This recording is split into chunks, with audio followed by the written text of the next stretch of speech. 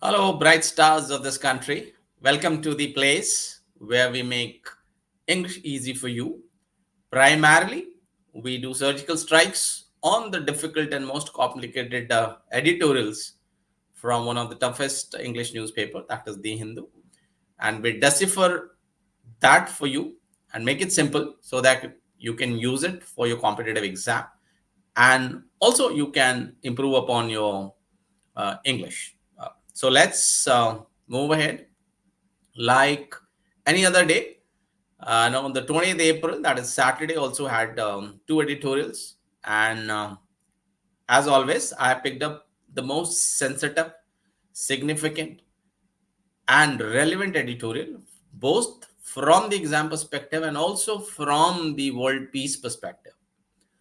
So let's see what this editorial says, and what the Hindu's editorial team has to say about that particular topic. So let me minimize myself and maximize the content so that it is visible to you properly. Okay. So the editorial for today is titled as Permanent Status, and it deals with the subject of giving UN membership to Palestine. So this is how it looks, and not so pleasing to the eyes. So let's move on and see that. Make I'll make it slightly easier for you to grab it. Okay. As we know, every editorial which comes in Hindu has a context to it. जब भी वो कोई editorial लिखते हैं या publish करते हैं, उसके पीछे कोई बहुत गहन रीजन होता है, और बेवजह कोई भी एडिटोरियल नहीं आता हिंदू में। तो ये जो एडिटोरियल है, ये बहुत ही टाइमली है। अभी आपने देखा होगा रिसेंटली, इजराइल वर्सेस हमास की फाइट तो कई दिनों से चल रही है, इनफैक्ट अक्टूबर से लेकर अभी तक। But of late, Iran has been pulled into this battle or war. अब जहां तक इजराइल एंड हमास का सवाल है, वहां पे वॉर एक नेशन वर्सेस एक सो कॉल्ड मिलिटेंट ग्रुप या आउटफिट के बीच था। लेकिन जब दो मेंबर्स नेशन और nation states countries get into an these kind of turmoil or aggressive state, then it doesn't bodes well for the West Asian region in general, and the entire nation as well. So अब हाल में ही ये Palestine का मुद्दा क्यों आया, क्योंकि अभी I think पिछले बुधवार को ही यूनाइटेड नेशन सिक्योरिटी काउंसिल में एक मीटिंग हुई, जहां पे मुद्दा ये था कि क्या पैलेस्टीन को हम यूएन की मेंबरशिप, परमानेंट मेंबरशिप दे सकते हैं या नहीं। और ये रेजोल्यूशन अल्जीरिया ने पेश किया था, और देखेंगे आगे क्या डेवलपमेंट हुई ड्यूरिंग दी दैट मीटिंग। पर ब्रॉडली ये कोई नया मुद्दा नहीं है। पैलेस्टीन को यूएन मेंबर बनाने की जो कवायद है, वो बहुत पहले से चल रही है। इनफैक्ट 1947 में स्टार्ट हुई और दोनों देशों को देने की बात हुई थी, लेकिन 1949 में इजराइल को यूएन मेंबरशिप दी गई। बट जो पैलेस्टीन की मेंबरशिप है, वो कहीं न कहीं पोस्टपोन होती रही, और आज की डेट में भी उन्हें मेंबरशिप नहीं मिल पाई है। बीच में उन्हें थोड़ा मौका मिला जब वो G77 के मेंबर्स थे, तब वहां पे उन्हें कुछ टाइम के लिए टेम्परेरी मेंबरशिप दी गई। लेकिन जो परमानेंट मेंबरशिप है, वो कहीं ना कहीं वो मुद्दा अभी भी इतने सालों से खींचा चला आ रहा है। 2012 में पैलेस्टीन को एक परमानेंट ऑब्जर्वर का स्टेटस दिया गया था, और उन्हें टेम्परेरी पावर्स दी गई थी एक फुल मेंबर की, जब वो G77 की चेयर मैनशिप उनके पास थी, और वो चाइना ग्रुपिंग का पार्ट थे। लेकिन तब से लेकर, इनफैक्ट आप कह सकते हैं कि 1947 से लेकर उनकी मेंबरशिप का इशू चल रहा है, बट आज तक भी it has not seen the light of the day. So इसी विषयों को लेकर ये आर्टिकल है।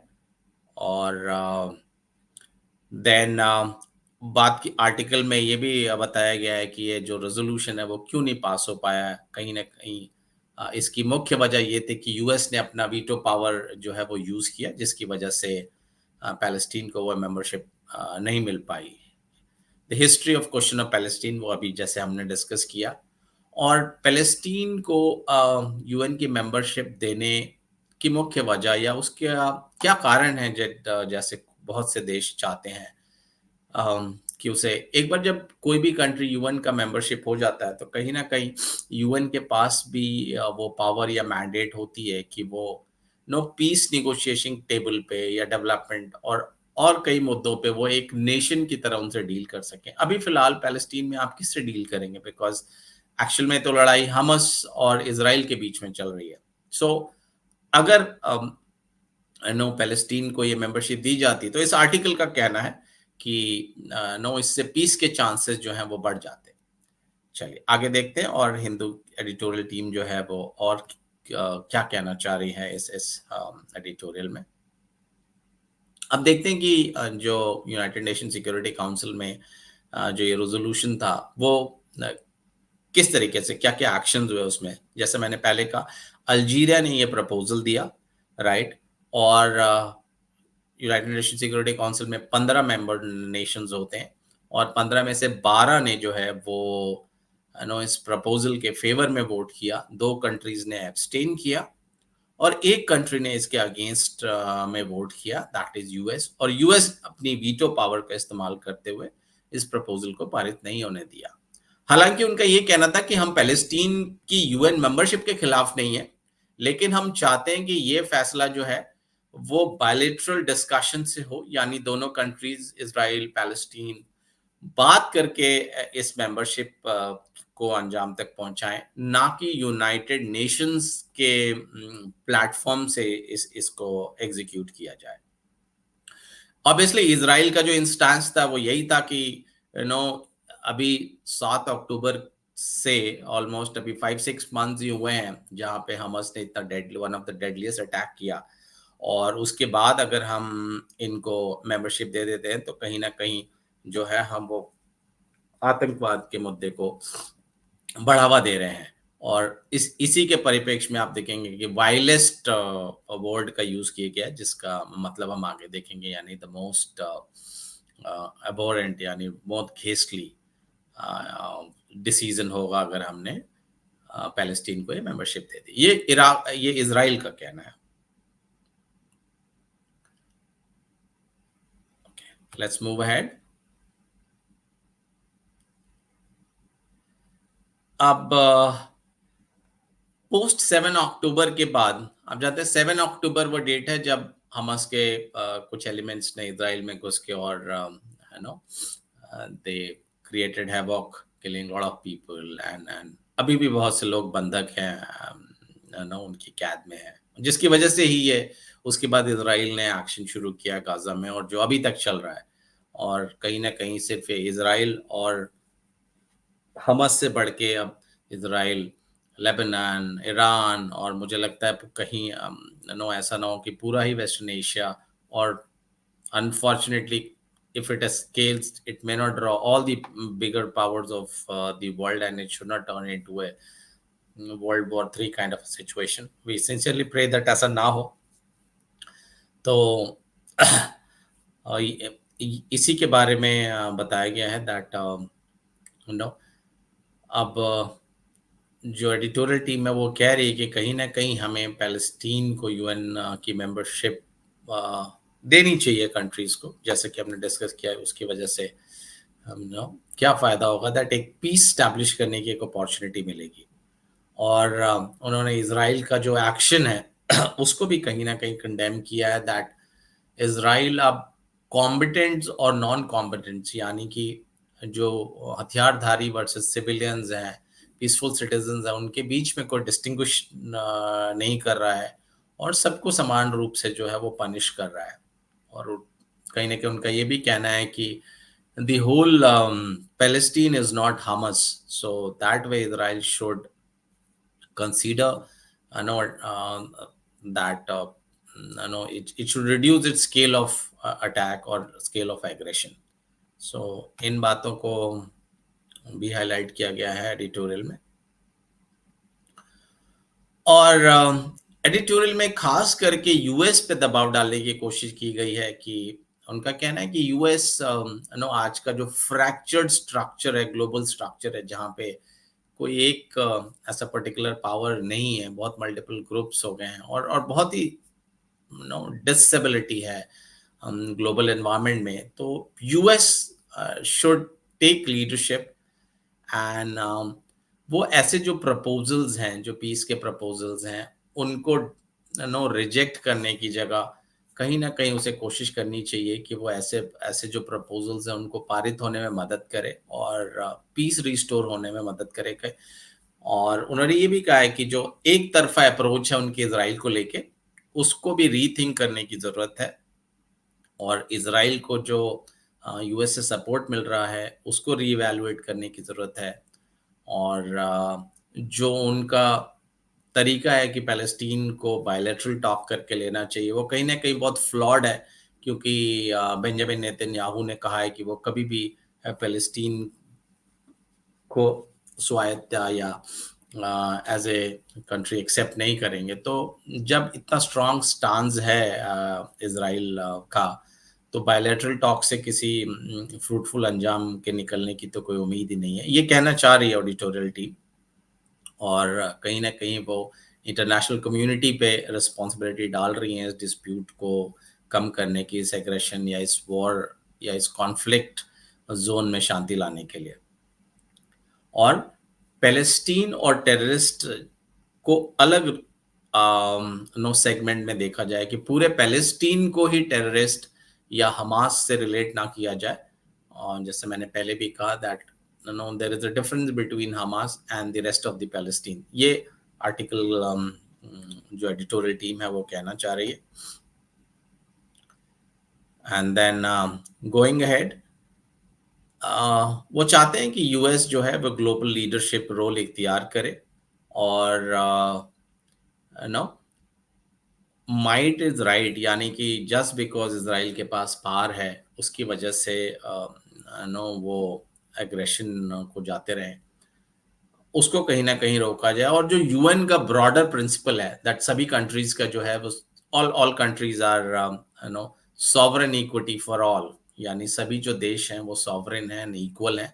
ये यूएन का जो मोटो है, इसको प्रमोट किया जाए रेदर देन कि माइट इज राइट, यानी जो भी ताकतवर है वो अपनी मनमानी ना करे और एक कंसेंशल बिल्ड करने की कोशिश करें बजाय कि कंसेंसस को तोड़ने की। और खास करके ये जो यूएन सिक्योरिटी काउंसिल की मीटिंग हुई है, इसका जो फेलियर है उसके परिप्रेक्ष्य में कहा गया है, क्योंकि ऑलमोस्ट 12 कंट्रीज ने फेवर में वोट किया था एंड जस्ट बिकॉज यूएस ने अपना वीटो पावर यूज किया, इस वजह से ये रेजोल्यूशन पास नहीं हो पाया। तो editorial team it's suggesting that no, US should come forward, utilize this position as a global leader and bring peace to this region, and also may help Palestine to become a member of the United Nations.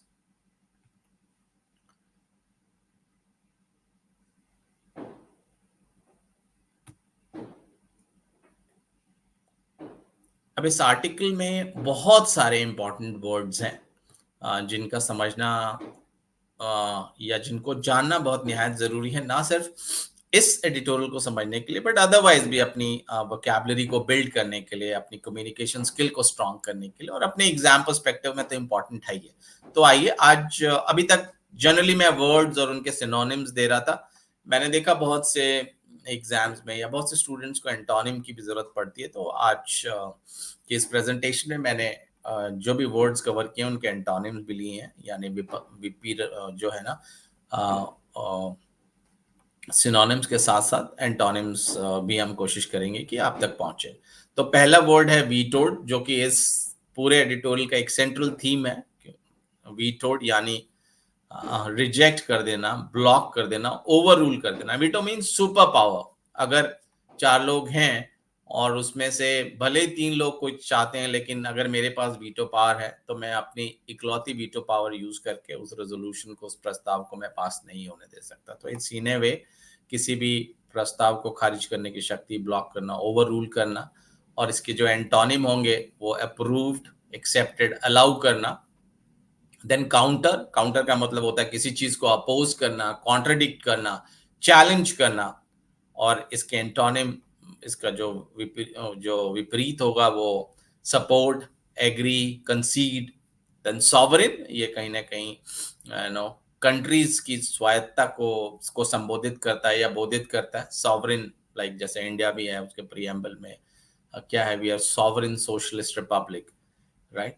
So sovereign means independent, autonomous, self-governing, and इसके विपरीत में subservient, dependent, subject, यानी किसी के गुलाम है, subservient है, किसी के अंडर हैं, अंडर कंट्रोल हैं, किसी सब्जेक्ट यानी मास्टर और सब्जेक्ट रिलेशन को दर्शाया गया है। देन माइट इज राइट, इसका यही मतलब है कि जिसके पास शक्ति है वो सही है, यानी जो हम अपने मुहावरे में बोलते हैं कि जिसकी लाठी उसकी भैंस। So getting something done through power, force, strength, जो कि जनरली या मोस्टली अनजस्ट होता है, अनफेयर होता है। और इसी के विपरीत क्या होगा, एंटोनिम होगा जस्टिस, मोरालिटी, यानी मॉरल चीज को करना, जस्ट चीज को करना, फेयर चीज को करना। So that is the antonym of might is right. आगे कुछ शब्द देखते हैं। okay. परपिट्रेटेड, यानी किसी चीज को अंजाम देना। Committed, executed, carried out. Perpetrated generally एक नेगेटिव टोन में यूज होता है। So anything which is not so good, generally प्रताड़ना या एग्रेशन, ऑपरेशन, इस रेफरेंस में परपिट्रेटेड वर्ड का यूज होता है। So that means executing something, carrying out something, committing, mostly in a negative way. Then perpetrate का जो एंटोनिम्स हैं, विपरीत हैं, वो prevented, stopped, halted. Then distinction, distinction मतलब यहाँ मार्क्स की डिस्टिंक्शन से नहीं है, यहाँ डिफरेंस, कंट्रास्ट, डिफरेंशिएशन, अलग, भिन्न, उस चीज को ये जो शब्द है ये बोधित करता है। देन इसके विपरीत जो शब्द होंगे वो हैं सिमिलैरिटी, यूनिफॉर्मिटी एंड सेमनेस, मतलब बिल्कुल एक जैसे दिखते हैं, there is no distinction. Combatants, competents means वो लोग जो फाइटर्स हैं, नो बंदूकधारी हैं, वेपनधारी हैं, फाइटर्स, सोल्जर्स, वॉरियर। एंड इसके इसका जो विपरीत शब्द है वो नॉन कॉम्पिटेंट्स बोलते हैं, यानी वो लोग जो सिविलियंस हैं, पैसिफिस्ट हैं, बाई स्टैंडर्ड्स हैं, those who are not wielding weapon, not yielding weapon, जिनके पास हथियार नहीं है। सो इस आर्टिकल में भी यही कहा गया था कि पैलेस्टीन के परिप्रेक्ष्य में दैट कॉम्बिटेंट्स और नॉन कॉम्बिटेंट्स के बीच में हमें फर्क करना चाहिए, Hamas versus the rest of the population of the Palestine, उसमें हमें थोड़ा फर्क रखना चाहिए।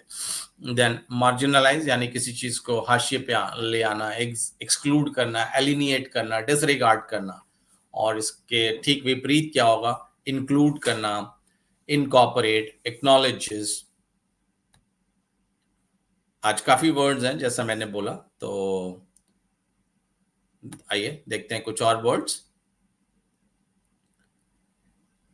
कॉन्फ्लेट, मुझे लगता है ये एक नया वर्ड है, बहुत कम लोगों ने सुना होगा। इसका मतलब होता है कंफ्यूज करना, मिक्सअप करना, कंबाइन करना। और ये एडिटोरियल में यूज किया गया है कि we should not conflate the entire Palestine as Hamas, यानी हमें हमस और अदर जो रेस्ट ऑफ द पॉपुलेशन है, सिविलियन पॉपुलेशन है, कॉम्पिटेंट एंड नॉन कॉम्पिटेंट में हमें कॉन्फ्लेट करना चाहिए, यानी उसको मिक्सअप नहीं करना चाहिए। Then we should not conflate between competent and non competent. Then इसके विपरीत क्या होगा, डिस्टिंग्विश करना, सेपरेट करना, डिफरेंशिएट करना। देन कंटेंशन, यानी बोन ऑफ कंटेंशन आपने सुना होगा वर्ड कहीं। देन डिसएग्रीमेंट, डिस्प्यूट, यानी जिस चीज पे लड़ाई हो या डिस्प्यूट हो, डिसकंटेंटमेंट हो, वो है कंटेंशन। Disagreement, dispute, argument. और इसके विपरीत जो एंटोनिम्स हैं वो है agreement, harmony, consensus, flaw, flaw means कमी, weakness, defect, imperfection, fault. So these are the synonyms of flaw. और इसके अपोजिट होंगे perfection, strength, merit, then dire मतलब बहुत ही क्रिटिकल, ग्रेव, डायर कॉन्सिक्वेंसेज, यानी बहुत ही ग्रेव कॉन्सिक्वेंसेज होंगे किसी चीज के. So that's the meaning of dire. So it's grave, critical, urgent. और इसके विपरीत जो एंटोनिम्स है वो है माइल्ड, मैनेजेबल, benign.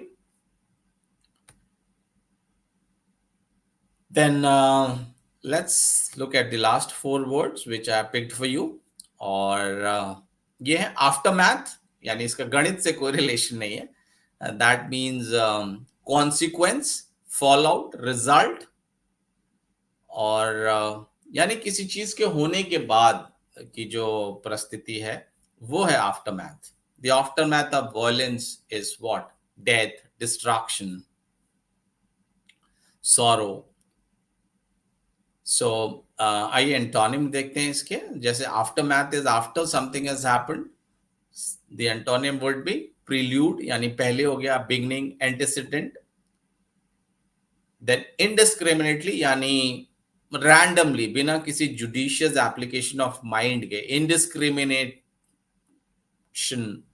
सो रैंडमली किसी चीज को ले लेना, कोई उसमें सीक्वेंस नहीं है, कोई प्रोसेस नहीं है, कोई मेथड नहीं है, that is called indiscriminate.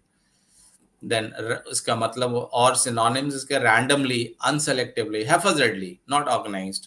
Then इसी के विपरीत selectively, discriminately and carefully. That means आप कोई काम कर रहे हैं, कोई टीम सिलेक्शन करनी है, आपने, आपका मन है, आपने बस जिसको दिल किया उसको ले लिया. That would be equivalent to indiscriminate selection of your team. Whereas इसके विपरीत, जब आप प्लेयर्स को नो बकायदा किसी पैरामीटर्स पे, परफॉर्मेंस में, डेटा पॉइंट्स पे जब आप सेलेक्ट कर रहे हैं, so that becomes the antonym of, that's a very careful, selective process of doing something. वायलिस्ट, ये वर्ड भी थोड़ा नया है और बड़ी स्ट्रांगली यूज किया गया है जब इजराइल बोल रहा है कि अगर हमने पैलेस्टीन को ये मेंबरशिप दे दी तो वो एक नो वायलेस्ट एक्शन होगा, यानी कि most repulsive, most aberrant, most disgusting decision होगा. इस एडिटोरियल में ये कॉन्टेक्स्ट है इसका. और इसके विपरीत इसके एंटोनिम होंगे Nobel, virtuous, honourable.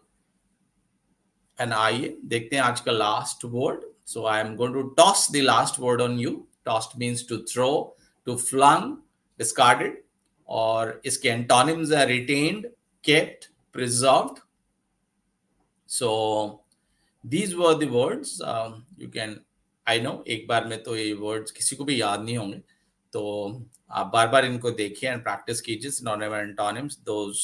So these words are important from exam perspective and your English speaking and personality, your vocabulary. This is all important to build up a strong English communication skill, जो कि मैं हमेशा कहता हूँ बहुत ही निहायत जरूरी है, not only for exam but beyond exam in life also. You will need the English communication skills to succeed in your profession, life in general.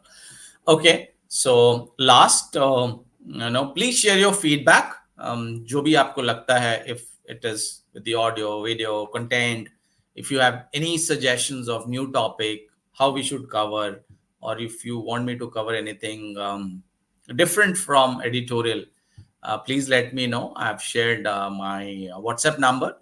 I'm also sharing my email ID, so you can drop in a message. And most important announcement आज की, though we are not promising any big thing, but students जिनको बहुत ही निहायत financial support की जरूरत है, जो बिल्कुल, आई मीन, कुछ लोग हो सकता है कि हिंदू का न्यूज़पेपर भी ना खरीद पा रहे हो, अगर और कोई ऐसी कंडीशन हो, तो no, please do reach out to us.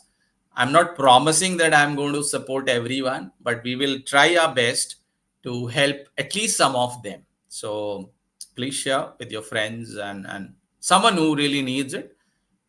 We'll try our best to help. ऐसे जो भी स्टूडेंट है, विद्यार्थी हैं, हम कोशिश करेंगे कि उनकी जो भी भरसक मदद होगी वो हम करेंगे. So that's all for today, Bright Stars. And before I finish this video, I would like to say that, feel confident of yourself, keep rocking, as you are the best, and God is with you, and Prabhu is here to support you at every step. Thank you so much. Have a great day ahead. God bless you.